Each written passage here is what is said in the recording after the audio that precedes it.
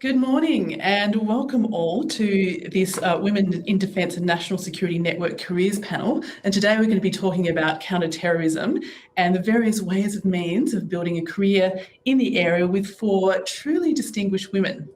Before we do that, just for those that don't know, the Women in Defence and Security Network at ASPI is really designed to support the careers of women in the national security community. We run events all year, and this is our last event for this particular year.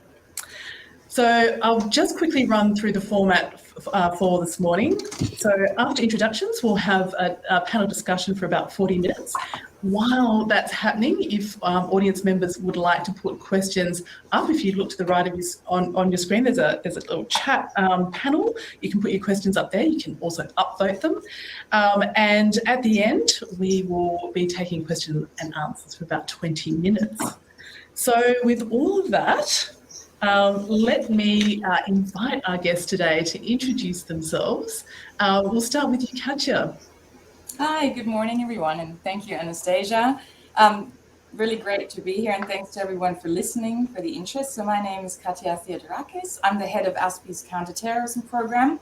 Fairly recently, only started in the role in August. I've previously worked with the German think tank, the Konrad Adenauer Foundation, and their regional program in Australia and the Pacific, where I was the senior program coordinator for foreign and security policy, and I looked at all matters of security, from cybersecurity to sort of bigger power relations and geostrategic questions, especially with the focus on where Europe and especially Germany and Australia can come together when their shared interests.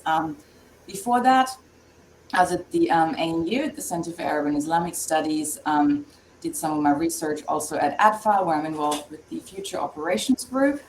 I've come to this from a degree in international development and development studies, where I've also lived overseas, worked for some NGOs.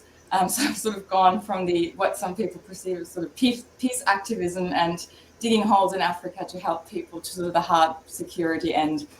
Yeah, I'll leave it there. Great, thank you. Thanks, Katja. Lydia. Thanks, Anastasia, for having me, and thank you to ASPI. It's a real pleasure to be with everybody today and with other such distinguished people on the panel. My name is Lydia Khalil. I'm currently a research fellow at the Lowy Institute that's based in Sydney, but I also work as a research fellow at the Alfred Deakin Institute at Deakin University. So I kind of, at the moment, I hold dual think tank and academic jobs.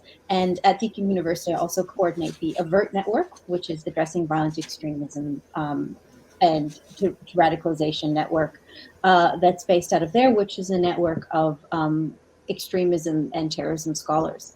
So I'm currently working kind of in the think tank policy development academic field, but over the course of my career have kind of worn a number of hats and taken on a different number of roles in national security settings and counterterrorism settings. Most of my career I was based in the United States, where I held a number of policy roles both in the federal government and in some major city law enforcement, such as the New York Police Department and the Boston Police Department, but also had a very varied roles in working with NGOs, doing some media work. So as we'll get into today, there's a lot of avenues for a person that's kind of interested in this field. It's not, just strictly on the pointy end of counterterrorism and law enforcement. So looking forward to get into that. I will say that counterterrorism, although I've kind of developed a specialty in that, it's not really where I got started, and it's not all that I do. My interest in terrorism kind of stems from a broader question that I've always been interested in, which is kind of the intersection of governance and security more broadly. And that's kind of led me to take some really interesting turns in my career and be involved in a lot of interesting things and meet interesting people. And so yeah, I'll just look forward to the discussion. Wonderful. Thank you so much. Carly, you're up next. Hi everyone, thanks Anastasia, it's great to be here. So my name's Carly Winkler. I am a senior analyst in the International Cyber Policy Centre here at ASPI. My background has been in defence, and I've spent the past 20 years of my career working in the intelligence community, in cybersecurity and support to intelligence more than counterterrorism specifically. And I started in defence in 2001, just before 9/11 happened, which changed everything within the intelligence community. So it's been a very interesting time. Through that time, I've done quite a range of roles from in the STEM fields. So, roles like cryptology, looking at networks, social networks, technical, computer networks, how communications travel through globally, and how they get used by terrorists and targets that are on the internet.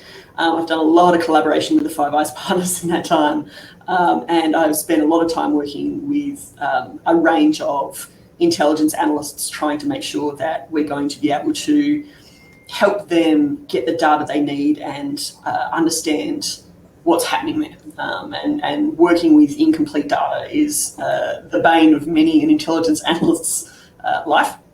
So, and again, I've stepped into data science, engineering spaces, and spent a lot of time looking at cybersecurity from a perspective of what intelligence can be gained from secure networks. So it's a slightly different background for everyone in this room, but it's certainly been a fairly varied career, because I tend to stick my nose into everyone else's business, and I would recommend that for anyone who's seeking a career in defence and intelligence. As would I. Welcome, Sylvia.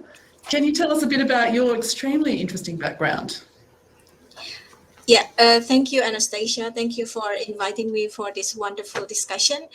So I'm Sylvia Laxmi. I'm a PhD candidate at Strategic and Defence Studies Centre, the Australian National University. My work in my PhD thesis is assessing the impact of Indonesian counter-terrorist financing policy in addressing the terrorist financing network in Indonesia and Southeast Asia. So I started my career in 2007 as a banker.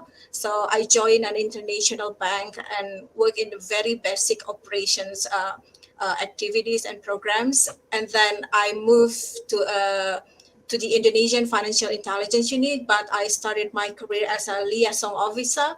So I work with intelligence officer around the world and also in domestic areas. So we communicate where I sit and then try to connect the intelligence officer, the law enforcement, and also the private sectors working together in anti-money laundering. So I was graduated from international relations, but from the beginning, I already focused in international security and terrorism studies. So when I joined the Financial Intelligence Unit in 2007 as well, there is no topic about terrorist financing in that time. It's only about anti-money laundering.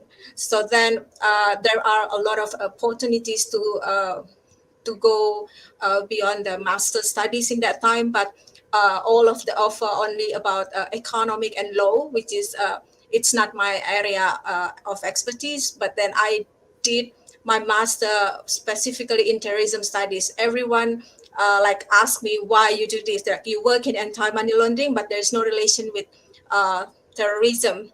But then things are changed in 2012 when I was graduated. I focused in terrorist financing, but then the Financial Action Task Force in that time amended the recommendations to become anti-money laundering and terrorist financing. So after that time, my boss took me to the analyst role, because there was no one in that time specializing in terrorist financing. So that's my passion become a reality, that I can work in this area in terrorist financing. So basically, when I work in my Indonesian Financial Intelligence Unit, I work for analyzing the suspicious transaction reports related to money laundering and financial crimes. So corruption cases, child sex exploitation cases, drugs, and also terrorist financing itself. Then there was an opportunity to get a scholarship to study here in Australia, and I want to make it to continue my passion in terrorist financing. So I took a PhD in terrorist financing. yeah, I think I leave it there, and I look forward to the discussion, Anastasia. Thank you so much, Sylvia. What an incredibly interesting journey you've had, and I was just really interested in the evolution of following the money in terms of the international counterterrorism community. It's extremely enlightening there. Okay, let's get into the discussion, and I'll start off again with you, Katja. First of all, was there a defining moment for you that launched your interest in counterterrorism issues, or was it something that just crept up gradually? Yeah, I don't think there was a defining moment. I mean, I think for most of us, at least, you know, when you out yourself with your age and you say that you were, you know, a conscious and reflecting person in 9/11, I think that definitely contributed to it, that that there was this, that it was intensified. And I just realized maybe there was a moment. And I was going to say, when you first asked me, I was going to say, I think it was just my interest in the dark side of human nature in general. I think I grew up in Germany, so, you know, the experience of a whole country radicalizing and, you know, genocide happening at the end of it. I think that's very present when you're growing up as a kid. You read Anne Frank's diary in sort of your upper primary years. We read another book even earlier, which is called When Hitler Stole the Pink Toy Rabbit. So there's, you know, a lot of the classic children's fiction that you read was centered on the experience of children during the Nazi era. And in, I think, first year of high school history, we were shown original footage from concentration camps and piles of bodies. So I think there's always been this interest in me to find out how that could happen. But I was also, for a while, I was interested in, you know, you grew up watching TV shows. So for a while, I think I wanted to be an FBI special investigator. At the time, had something like Homeland been around, I probably wanted to be Carrie Matheson, just maybe without the issues from.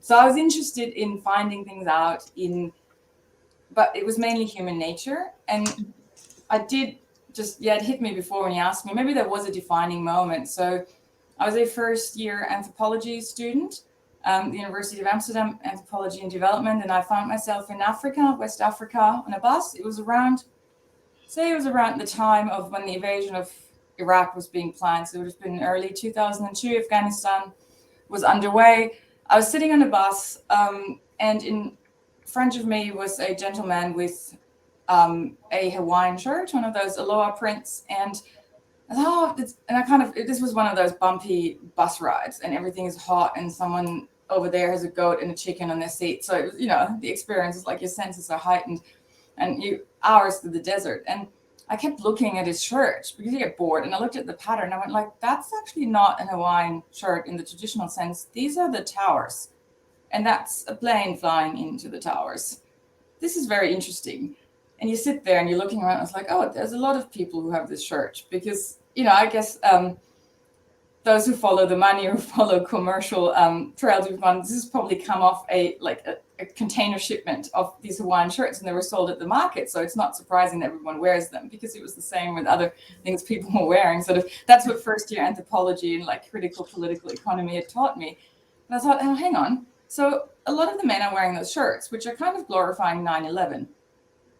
But they're also really friendly to me, the Western girl. And we've received nothing but very, very sincere hospitality so far. So I thought, how does this, and this was West Africa, so it was Muslim. I was traveling from the Gambia to Senegal. And I think in my mind, it was ticking over. And I don't think I ever felt that, you know, I was going to be attacked, that there was going to be this vitriolic anti-Westernism and hate would just, you know, I'd be beheaded or something. But it made me realize that there would be, probably with a few tools that anthropology had given me up until this point, that there would be reasons for this resistance, and why people felt like America got what it deserved to some extent, even though they wouldn't be supporting it. I think that was sort of a defining moment in my thinking that maybe not consciously shaped my career moves from then on. So interesting, you were looking at the semiotics of a 9/11 Hawaiian shirt, which kind of sparked this kind of broader interest. And of course, you are from Germany. I mean, what are the differences, do you think, between European and Australian experiences of terrorism and approaches to counterterrorism? Are there big differences between the two? Yeah, that's a really good question. I think 9/11 again has been a bit of a game changer because it has sort of unified the Western world, even though the approaches are different. But I mean, with NATO invoking Article 5, that, you know, sort of the civilized world was under attack, or what it's and how it was interpreted by political leaders. I think that there was this common enemy, and it was they hate the West. But I think in Europe, the understanding has been, because of the history with domestic terrorism, the IRA. In Germany, you had the Red Army faction. In Spain, there's always been not always, but there's been Basque separatist violence on top of the experiences during the 1930s and 40s with fascism in Germany and Italy. I think there has been the coming to terms with political violence from your own citizens. I think there's just been a longer precedent. So the approaches would be I don't want to say nuanced because that's sort of a value judgment right away, but there would be more in place already just to look at this for maybe this is just, you know, we just need a crime approach for certain things, or this is really a social issue about cohesion. So it didn't sort of hit on a blank sheet where you're like, oh my God, like, what is this? It was unprecedented. But I think once the shock was over and there were things to kick into place, especially in Germany, they already had de-radicalization programs for neo-Nazis that were quite successful already, or the lessons had been learned to some extent. So I think that's a slight difference. But overall, I mean, the European countries wouldn't be the same homogenous approach as you'd find in Five Eyes countries. And we often, in my previous role, when we did counterterrorism dialogues, I mean, the Germans, they were quite keen to sort of stress what was unique about their approach. I remember one meeting where they said, let me just say it outright. Before we start this meeting, we're all friends here and we're getting along, but Germans don't export terrorism. So we don't agree with the Australian approach to foreign fighters. We take them back and we try and put them through the justice system, even if we know that we don't have the right legislation in place to give them what they deserve. We're working on it, but we won't leave them there. So they came right out with that. So that's a very different approach than sort of the legislation that had been put in place here. That's just one example. This could be a lecture, so I better stop. No, look, thank you, Katja. And hopefully we can circle back around to some of those issues. I'll go next to Lydia. Lydia, I mean, you've had such a varied experience working counterterrorism, including in law enforcement. What kinds of approaches have you advocated throughout your career? Well, I have to say I had a really interesting experiences in law enforcement. You know, I wasn't a sworn officer myself. I was a civilian working in there. And I worked, my first experience working in law enforcement was for the New York Police Department. And this was, I would say, 6-7 years after 9/11. And like Katja had mentioned, you know, if you're from a certain generation, obviously 9/11 was really a very significant kind of event that I think in many ways, I mean, it's very obvious for us who are working in the field the way that it affected us, but I think universally, if you are of a certain generation or a certain time, it's just one of those points in history that I think has impacted everybody in a particular way.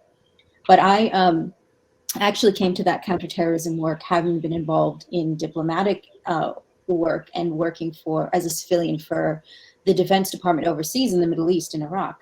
I had moved back from that experience. I had set up base in New York and was asked to join because they were setting up kind of a research think tank within the police department, which was highly, highly unusual at the time. That just didn't happen.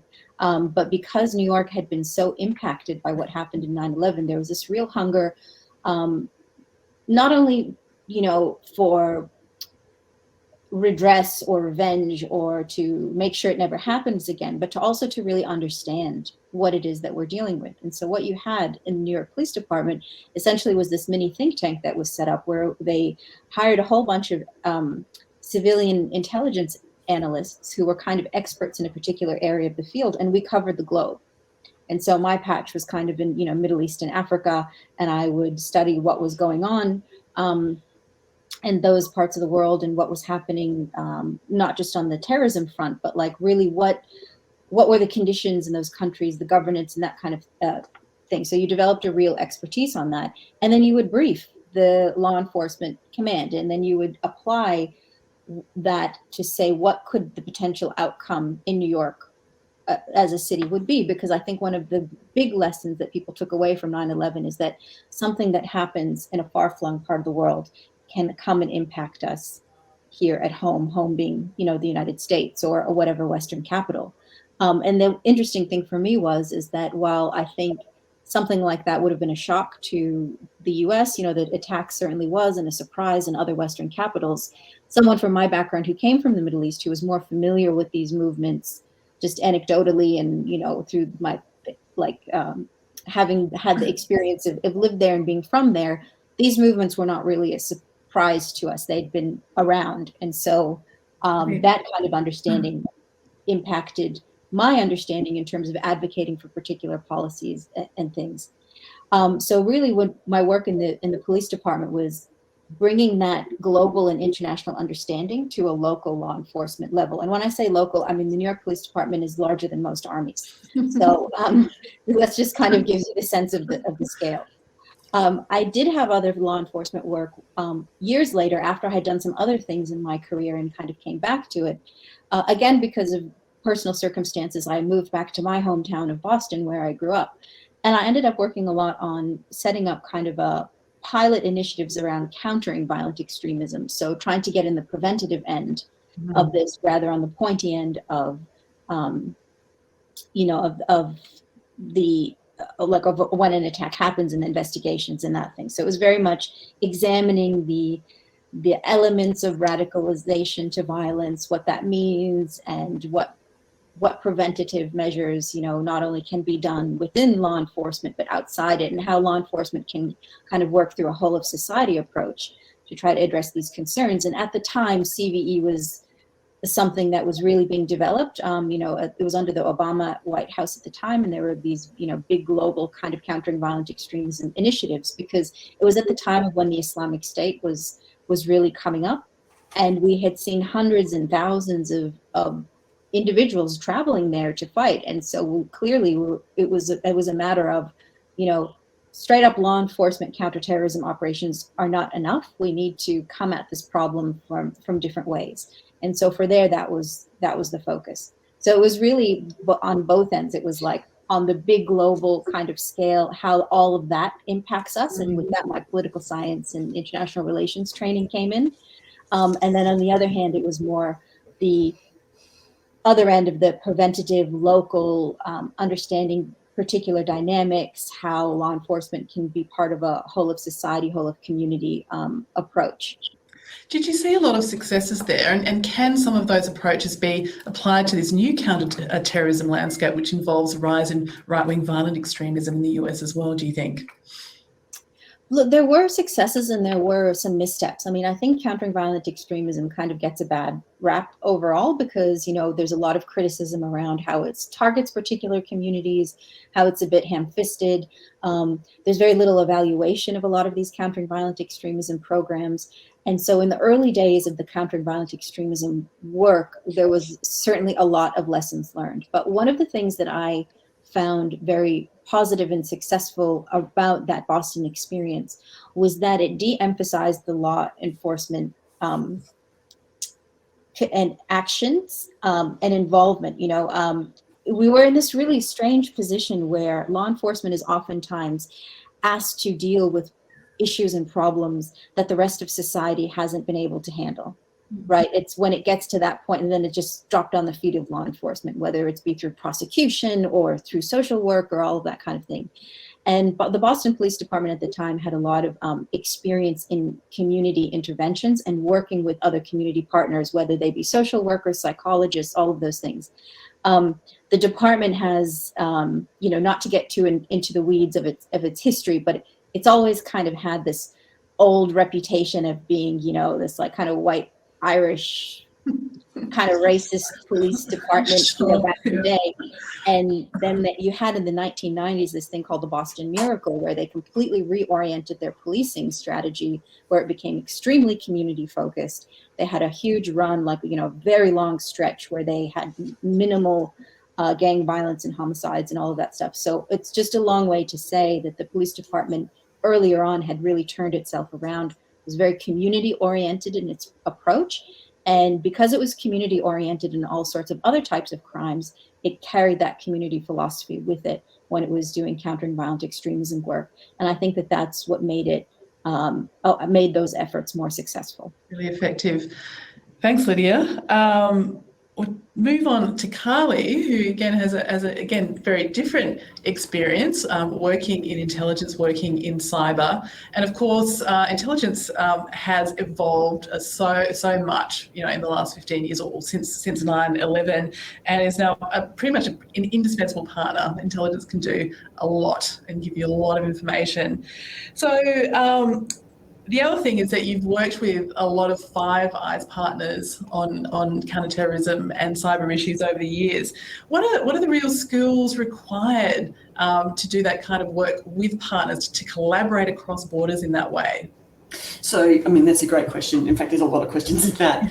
I think the most invaluable skills that I've found that have applied to actually solving intelligence problems has been a diversity of them, as in you really need to be able to get people who have really different experiences and are sometimes really unexpected, but you need people who understand how people are communicating and how they behave and how they use their communications and use the people around them. You need to have a good understanding of the technology stack if you can. You really want people who understand the cultural context that people are operating in and what some of the pressures are likely to be that are going to guide decisions that they're making if they're planning to conduct attacks.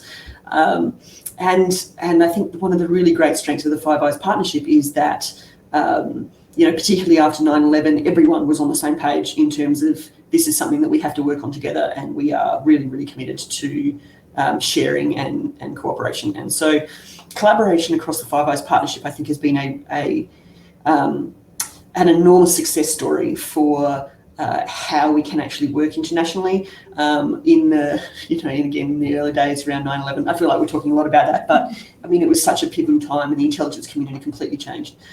We had Follow the Sun initiatives where each of the Five Eyes partners was working in their own time zone, following particular groups of people and pursuing intelligence leads that would then get handed over to the next country as the days sort of moved. So we were working 24/7 as a united front. And so, in terms of skills that really aided that collaboration was, skills may not even be the right term, but a commitment to follow up and recognition that different groups of people with that diversity of skills that you're working with and the different cultures that they're coming from, even just the Five Eyes, we're all culturally different, that it's really important to jump in and to follow up and be prepared to be open and share with others what you know, admit when you don't know something, prepare for the fact that you are never going to have all the answers, and that your career, again, in 20 years working in intelligence, you never ever stop learning. You will never know it all, and you kind of can never know it all because it changes so much. So, back in 2001, pre 9/11, again, my background is signals intelligence, and so we were looking for data, we were looking for communications, we were looking for any indicators of sort of hostile activity that was going to be threatening. And back then, people didn't really use mobile phones that much, and so the world, the fact that people were communicating was an indicator. That was something that was interesting and that was worth pursuing. And you think about how the communications landscape has changed and how society's behaviours have changed with the technology advances. It really shifted from there wasn't really a lot of data and we had to make a lot of inferences into, dear God, there's so very, very much data. How on earth do we deal with this and come up with, an understanding of what the right information is to know and what does it mean? So, I was a mathematician, and I joined, and then all of a sudden, 9/11 happened, and I happened to be in a reporting area.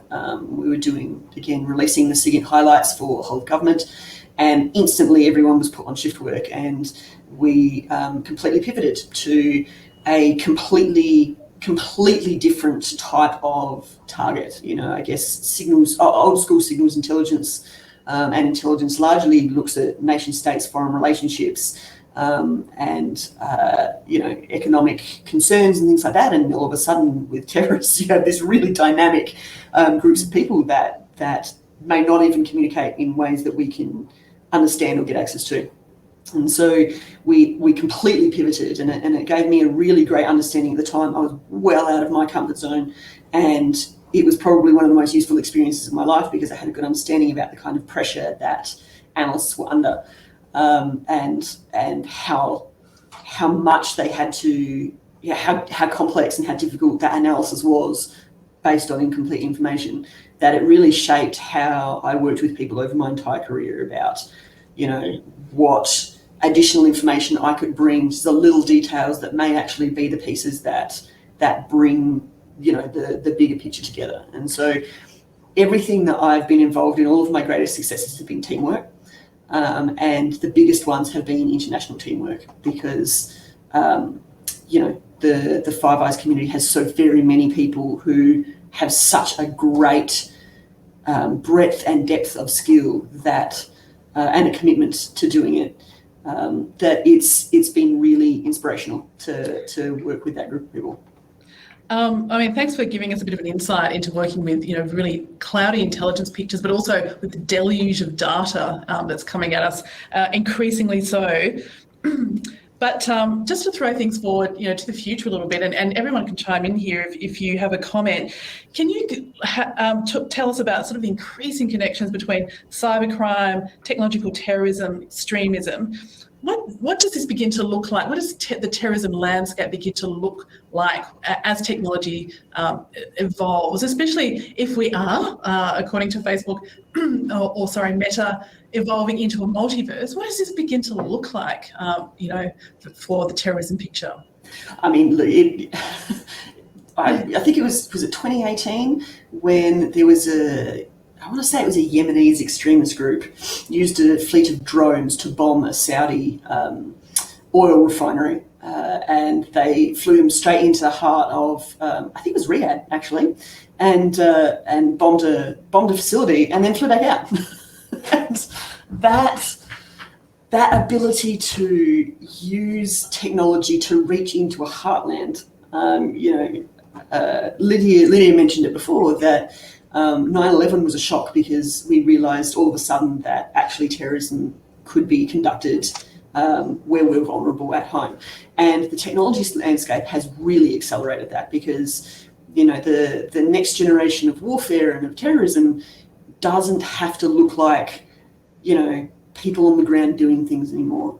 All of our communications, all of our critical infrastructure is all networked. And there is a new generation of people who are native in that world and understand how to manipulate that technology to deliver some sort of effects. And so our critical infrastructure, there is so very many more avenues for attack on our critical infrastructure these days. As we shift into the metaverses, there are ways of, I feel like we've already seen this, people with extremist views to congregate and meet together and come up with weird and wonderful ideas about how to, conduct attacks or propagate their views. And it's the flip side of the great things about the internet, which is that people can be innovative about how they conduct attacks, and they can find others who share their beliefs and can feed on each other. And I think what we're seeing now is the rise of new groups that can be considered terrorists, like, for example, incel, which is controversial as to whether or not that's terrorists, but you find a lot of angry men getting together talking about, how they should go and kill women who have done them wrong. You find these groups of people who are not our traditional, political beliefs motivated or, geopolitical or religious based motivated groups, finding each other and finding ways of, using technology to conduct attacks. So, cybercrime is exploding because there's money in it, and it will continue to explode while there's money in it, and until we can at least raise the bar up to where it is more difficult to get in than it's worth the effort of trying. And I think we look at a very different landscape. And again, the recommendation I would make to anyone who is keen to join this space, and I mean, there is such a variety of spaces. Again, Lydia said it as well. There are so many opportunities in this space that my advice is have a think about technology. Don't be frightened of it. The fact is, we live in a very connected world these days, and it is really important to have a think about how people will share information with each other and where intelligence sources can come from, because sometimes it really comes in different spaces. It may be communications, it may be someone's behaviour indicating, on different platforms, indicating, what activities they're planning, and there's a wealth of intelligence that's available now that hasn't been previously. That's just really open source is often where it's at these days. There's a lot there. So moving on just to Sylvia now. Sylvia, in terms of future trends, what do you see as future trends in terrorism financing, especially in the region? Yeah, thank you. It's a good question, Anastasia. Maybe I continue with Carly, the problems with cyber, also touch down the problems in the terrorist financing itself. For example, in terms of the advanced technology in the payment system, also pose a vulnerable risk for the government have to address in the near future. For example, in the Southeast Asia, we have very fast growing financial technologies, both in the customers and also in the companies. But we have to be careful in terms of our availability in providing the regulations and the criminal law to against the financial technology. And we have to prepare the financial technology companies about we call it as a know your customer policy, but this is for digital space, how you do innovation in developing platform for verify and validate the customers, because the problem of cybercrime, especially in the case of Indonesia, it has been long time ago happened when they hacked the multi-level marketing website and raised money up to $500,000.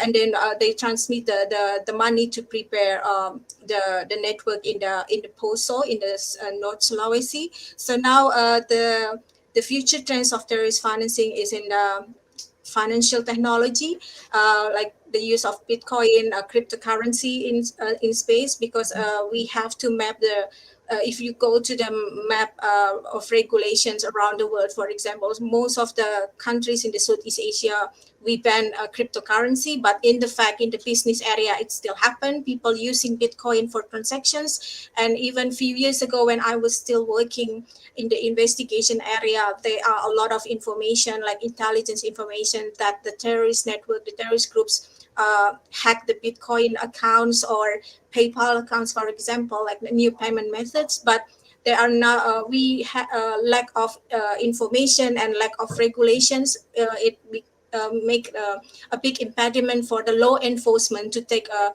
digital evidence. But we have to work with other countries, but it's still in intelligence area. It's very hard for them. So we have to prepare in the near future about that. Another thing is the technology is not using only for the fintech area, but also for fundraising tools like the social media encrypted communication platform.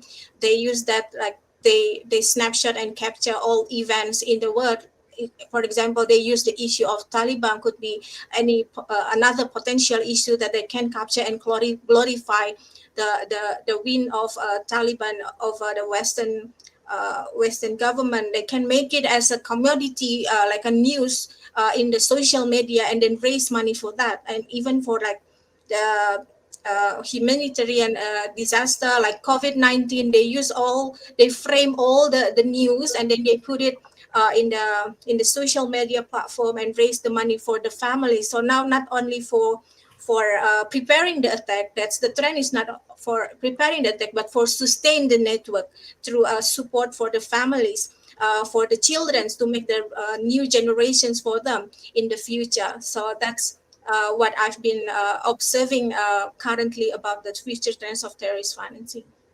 I'm just really interested that you talk about, the differences in narratives, and also the emergence of cryptocurrencies and what that means, and the massive challenges that arise there for CT professionals in following the money. I just want to briefly ask you, you had some experience developing some counter-terrorism narratives for the Philippines government. What approaches did you take to developing these new, these narratives? Yeah, so when I was doing my fieldwork for my PhD study, I kind of look at the problem of terrorism in Philippines is quite different. I think Katja also can add more about this as well, because the terrorism in the Philippines is not only about the Islamist terrorism, domestic Islamist terrorism, for example, or pro-ISIS group, but also they fight against CPP, NPA, like the communist groups. So there are a lot of problems mixed in one country, but it's very hard to resolve, because the problem of terrorism is especially related to the illicit financial flows. It's already not only in the grassroots level, but also I found and I observed it's also on the government level as well. So when I work with India, we usually work with counterterrorism police, but in the Philippines, the Philippine army also hold a very important role. So in that time, there are a lot of narratives where the terrorist groups. When I talk about terrorist group, it's not only Islamist terrorism but also the Communist Party groups. So they try to recruit young people since in the university. So they try to focus and target a very smart and like very dominant people in the university. They try to recruit, but giving the narrative about the government and how bad the government is, and you have to go, and they take side for these terrorist groups, and then that's the kind of narrative in there. And then when I talk with the Philippine army, they said, how do you think about that? And I compare with the Indonesia. In that time, we had some incident like Surabaya bombing, where the mother play important role in transmitting the ideology to the kids. So we have this kind of the comparison, the similarities, what's been happening in Indonesia and the Philippines. And then they said, it's not a big project. It's not just like I'm helping them writing the narratives to be circulated to the young and like youth groups in the certain Philippines, to make them realize like this is not only in the Philippines, in out there. There are also terrorist groups also using this kind of narrative to recruit the people, especially like in Indonesia, mother becoming a very important role. And now I'm also doing a research about women in terrorist financing, how women are now becoming like having increasing role in involving in the terrorist group. So that's kind of I want to create a narrative for women and the youth that you are very vulnerable to be recruited, but that's why this is the fact that you have to know and you have to encourage yourself and say no to be recruited to that kind of groups. Yeah. Okay. Thank you so much, Rick, for talking us through that particular experience that you have. And what we'll do now is we'll throw to audience questions, and we have a whole bunch here, and I'm going to ask them in order of popularity. So the first one that has come up here is one audience member would like to know what are the panel's perspective on the kinds of qualities that women in particular bring to the fields of CT and intelligence. Lydia, you've already, I think, answered a part of that question on the chat panel. Yeah, please. Yeah, go sorry. Go ahead, Anastasia, sorry. No, I was just going to say, does anybody else have thoughts about that in particular? Do women bring specific qualities to the task? Can I guess, just agree with Lydia? I don't think women aren't well represented. I think women are extremely well represented in CT analytic fields, certainly within signals intelligence. Some of the best analysts have been women. I think, I mean, it's hard to say how much this is a gender issue and how much it isn't, but thoroughness and preparedness to jump in and do your homework before turning around and saying that you've figured it all out and it's all solved. It's the critical thing. So that's a key female, or perhaps a key female trait. Definitely. I mean, they some of the best analysts. I think in the analytic space, again in signals intelligence, the gender ratio is about 60-40, 65-35, maybe women to men, and so they're extremely successful. Sylvia, I didn't get a chance to type it in, but they've done some surveys around women working in the counterterrorism field, particularly in intelligence, I think in the United States. And they found that women overall in the field tend to have consistently recruited more agents. If they're intelligence officers, they have better spatial awareness, which is kind of something that kind of goes against the stereotype, right? That they're also able to more adequately assess kind of danger in the field and be able to kind of put together pieces of puzzles. Carly mentioned, working with incomplete information, and so that's always going to be a given. So I've always kind of highlighted the findings of those surveys because I found it really interesting in terms of traditionally female attributes and non-traditional female attributes, like the spatial awareness one. Are both there, so it sort of explodes stereotypes on both sides of that coin. Sylvia, just briefly, can you comment? I mean, in terms of what you're looking at now, I mean, do women just have some different lenses that allow them to see different issues and miss some things and pick up things that others might miss? I think I agree with Lydia about the awareness. I've seen some of the analysts in my area, if they are women, they can have a bigger picture, and then for example, now the trend is women as an actor in the terrorism and the counterterrorism, but the lens that we have from the women's side, we know, especially for us, we are more sensitive to see that kind of issue and the awareness to scan the environment, especially in my area, to scan the illicit financial flows. We I think more patient. Like for example, I feel like when you analyzing the terrorist financing, it doesn't involve big transactions.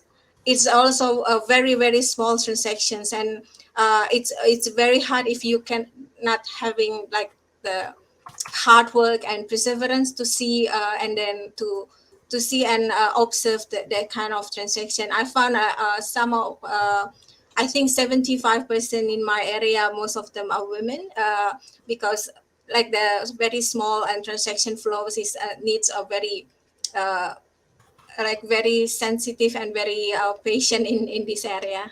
That was I have been observing. Okay. Yeah. Thanks, Sylvia. Katja, do you have anything to add to the comments there? Yeah, I was thinking earlier, and it's such a good question. It made me really think, and I'd say that it also comes down to how you define counterterrorism. There's the operational field, and I think there you would get Carly and Sylvia have explained, and Lydia have explained it so well. You get one thing, but then if you look at counterterrorism as sort of just a broader, if I say practice, it sounds like it's a certain thing institutionalized, but as an activity where you're preventing terrorism, you would, a whole bunch of professional trajectories would fall under that umbrella, and I think then you're getting very different answers. And one thing that always strikes me, so I've mentioned before, I'm a member of the Future Operations Group at at UNSW at ADFA. And as part of that initiative, we've two other women, Major Lindsay Freeman and Jenna Allen, we founded a Women in Future Operations platform. And there, a lot of thinking has gone into this, but what are we? Are we just another diversity initiative, which of course has come after, some Twitter attacks? It was like, what are you? It's just another, networking event with tea and biscuits, where you're clamoring for women having a bigger voice. And it really made us think about, what does actually diversity mean? Or like, how do you harness diversity in your organization? And I think sort of when you look at some of the science behind it, it's not the agility that comes from having a diverse team, for example. It doesn't necessarily start with women, because that would sort of, you would need people of very different backgrounds who will clash. And you have your traditional sort of, drivers for this. There is class, there is ethnicity, there is gender. That's sort of in a very classic sociological sense. But you could have a team of women, and if they all sort of have been schooled in the same way, and they've come from the same orthodoxy in, a certain approach to counterterrorism, you wouldn't necessarily get the benefits of a diverse approach, just because of it's more in the trajectory of how you've been institutionalized. But if you would get a critical sort of almost political activist, critical social scientist who's almost sort of at the end of political activism against government overreach and danger to liberties, it wouldn't matter what gender they're from, and you would put that together on a team, that kind of perspective, with a very different perspective of hard counterterrorism measures are really good. I think you would get that's where interesting clashes would happen. So in terms of your own trajectory, I think thinking about, as a woman, what can I bring to this? It's not restricted to you being a woman. It also has to do with what position you take, what angle you're coming from, where you're, and what your background is. Like in my case, I always think that a lot of what might be different in my approach has to do with this experience of growing up in Germany. And that wasn't necessarily a gender thing, but in a different country it would be, because maybe they would have given girls a different education in terms of, if there was a different historical experience and the violence was mainly coming from one gender group, it would have been different. So I think it's important to look at all these different factors that account for diversity in thinking. And but then again, sociology also, like the environment we're in, the particular experience as women, let's say in Western societies, and the glass ceiling hasn't been completely shattered yet, that plays into it. You have to fight for it harder. I've in my personal career, I felt like there are certain things that you bring to it, just maybe more grit or more tenacity. But again, someone else could have a hardship that is very gender related. So I think it's easy to think that it's because we're women that they will bring something special to this. But it could be a whole range of factors in your background, just like a radicalization journey, really, Sure. So basically you're saying the gender is one factor, but there are a whole bunch of other things that are particular to people that also bring diversity to the mission. And so that women thinking about a counterterrorism career should be thinking about all of those things, all the bits of themselves that would bring something and make their contribution to the field. We're just going to go to another, the second most popular question, and this is really about some more practical matters. This is from Jacqueline Andrews. From a new student perspective in security and counterterrorism, when should you start to apply to agencies for work, i.e. in the early days and get in at the ground level, or when you're halfway through or completed your degree? Who would like to have a go at that one? Well, I think if you know that you want to do this, getting in early is really important, particularly if you're looking at working in government agencies, because a lot of times these positions require security clearances, and those can take quite a long time. A lot of times as well, there's graduate and internship programs that you necessarily have to apply early to do so. So I think if you're clear that you want to work particularly within government, exploring those opportunities and doing so at an early stage can help give you a leg up. It's obviously different if you don't want to work within government agencies and you want to look at counterterrorism from a different type of career choice, whether you want to, write about it or cover it in the media or work in academia. There's different pathways. But certainly if you're looking to work for a government agency, keep in mind you're going to need security clearances. Those take a while. Get in early. The graduate programs can be a great way to get in. You have to do those early as well. And, I know from my experience, I had right at graduation, I was applying to do the Foreign Service exam, which was the State Department exam in the United States. That takes over a year and a half to just get that progress going. So I would just say understand the timelines you're working with if you want to work for a government agency. Yeah, there are some very, very long lead times, and you need to be prepared to sustain yourself while waiting for things like security clearances and offers and stuff like that. So yeah. Anyone else on the panel? No. We will move on to the next question, and this comes from Megan Bilney, and she's very interested in finding out what has been the biggest challenges that some of you have faced in your career, and how did you overcome it? Does anyone have a standout challenge?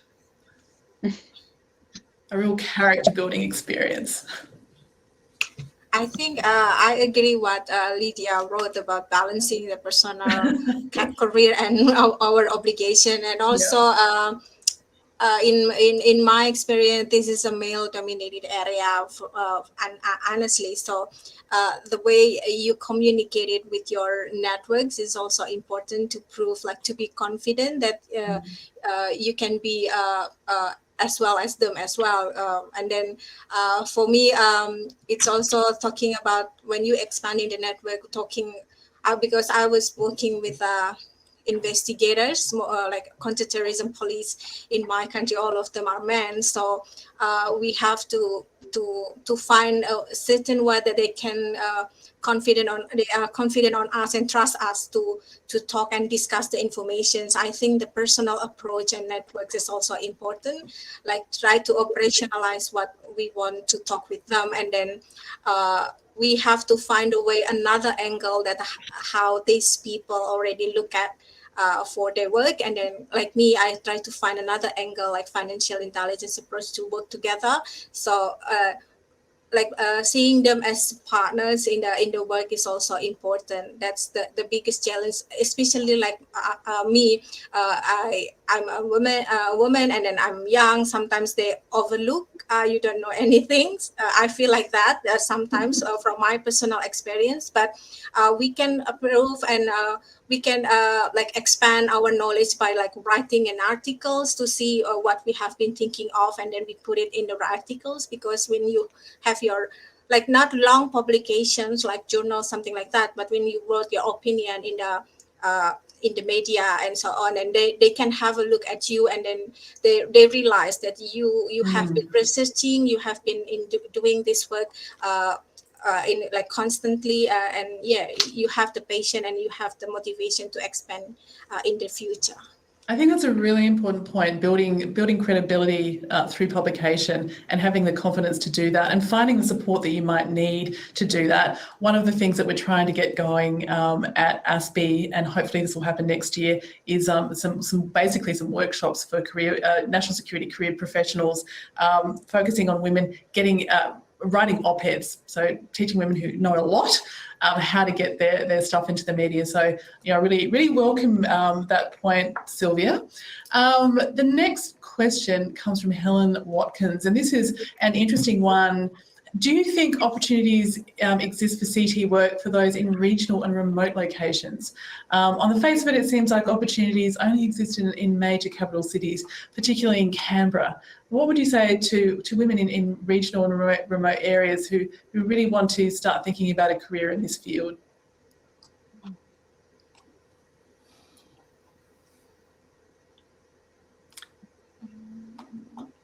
Is the answer, actually no, that you really do have to come, to a major centre to get those career opportunities? Or is there a whole bunch of educational opportunities online that people can get started with if they live in a remote area? this could be one of those questions that is right in the middle of changing, thanks to COVID and shift to remote working, online studying. I think certainly traditionally in the intelligence space, you have to be in a central location, usually because they require clearances and secure facilities, and there's a whole bunch of things that kind of go around that. But that may be changing right now. I would hope that we can use our regional population better than we currently do it. We certainly need to have, again, particularly, again, speaking from a technical perspective, there's a massive untapped resource pool in regional communities of people who are really creative thinkers and actually have really good understanding of geopolitical and technical issues that we can't reach right now because they happen to not live in the right place and don't necessarily want to move. I hope this changes. Yeah, absolutely.